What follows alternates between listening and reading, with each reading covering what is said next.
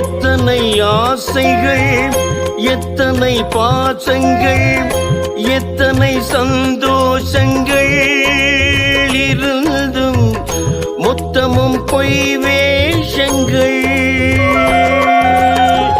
அத்தனை வேஷமும் உந்தனின் பார்வையில் கரைந்திடும் நிலைதானப்பா. துயரில் கரை வரும் களம் நானப்பா.